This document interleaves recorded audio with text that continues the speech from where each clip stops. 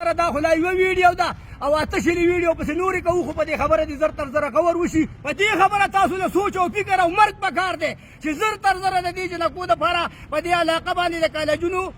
منظوري وکړي او د دې وجه هغوی پاتې شي تعلیم ونه کړي هغه نااهل خلک کمزوري خلک د پیسې خلک هغه مخکې ځي او هغه مخکې مطلب د خپل رول ادا کوي. شیطان الرجیم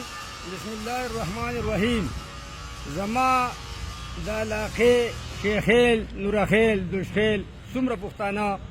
چې زمونږ دا خبره اورئ نو دا بالکل په داسې طریقه باندې واورئ چې آینده دپاره کم خلک الیکشن ته ودرېږي یا د الیکشن په سوچ کې وي یا نن موجوده د چا حکومت وي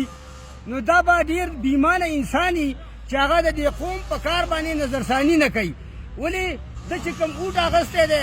دا چې کومه مشري کوي دا چې کومه نمایندګي کوي نو دی په څه شي کوي؟ دی هم د دې قوم په سر کوي او د دې قوم نه مراعات خوري او په دې قوم په سر مراعات خوري او د دې قوم نه اوټ اخیستی دی. دغه خلکو ته د یو پوینټ خبره ماته بار بار خلک راځي او شکایت کوي چې یاره دا خبره ستا د خوا نه ستا د خولې نه به خوره شي. نور زمونږ ډېر پریشاني ده او ډېر تکلیف دی مونږ ته خو د دې خبرې مونږ وضاحت په پرنټ نشو کولی لہذا مونږ تا ته د دې خبرې عرض کوو چې ته دا خبره زمونږ په پرنټ کا چې زمونږ په دې معاملو باندې مطلب دی چې دا خلک او دا حکومت او دا قوم په دې باندې زیر بار شي زیر غور شي او دا مسله مشکلات چې کوم دي چې دا آسان مونږ په کلي کې چې کالجونه کم دي ډېرې قابلانې جنکۍ دي وایي او هغه د پیسو د وجې نه یا نور څه داسې د هغوی کمزورۍ نه وي د ګاډي ضرورت د هغوی نه وي الج د نشوالي د وجې نه وایي هغوی ګلاباد ته ځي نو تاسو ته تیمرګري ته ځي تاسو ته نن سبا شرم پکار دی چې د دې وخت ماحول د حالات دا څنګه دي د دې وخت د حالاتو او د ماحول مطابق دا خو ډېر ډینجر دي په دې باندې سوچ وکړئ چې خامخا په دې خپلو لوڼو باندې تعلیم کوئ نو د بدنامۍ او د بېعزتۍ په شکل کې بې مه کوئ چې تاسو بچي لېږئ په پردو ګاړو کې پته نه لګي چې خلک څوک په ورته په څه نظر ګوري څوک په ورته په څه ګوري هر سړی خو څه یو شان نه وي نو لہذا په دې خبره تاسو له سوچ او فکر او مرګ پکار دی چې زر تر زره د دې جنکو دپاره په دې علاقه باندې د کالجونو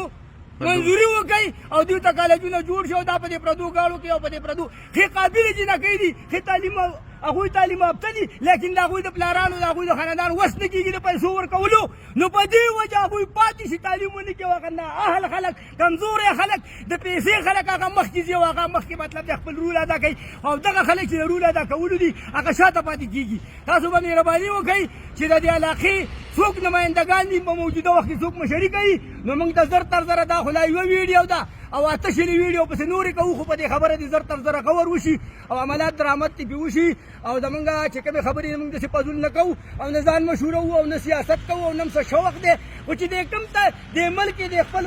زمونږ د خپلو وروڼو ته کوم تکلیفات دي باقاعده به هغه تکلیف موږ فرنټ اچوو. پښتون ډېرې ښایسته خبرې وکړې دا ټیم یو موږ په تالاش کې تاسو ګورئ په تالاش کې چې تاسو ته پته ده تقریبا ویلی کېږي چې 200 کلي دي په دې 200 کلو کې بلها شی فیمیل جنکۍ دي چې هغو د تعلیم دپاره ګلاباد ته او دغسې تیمرګرې ته چکدرې ته یو ځای ته بل ځای ته ځي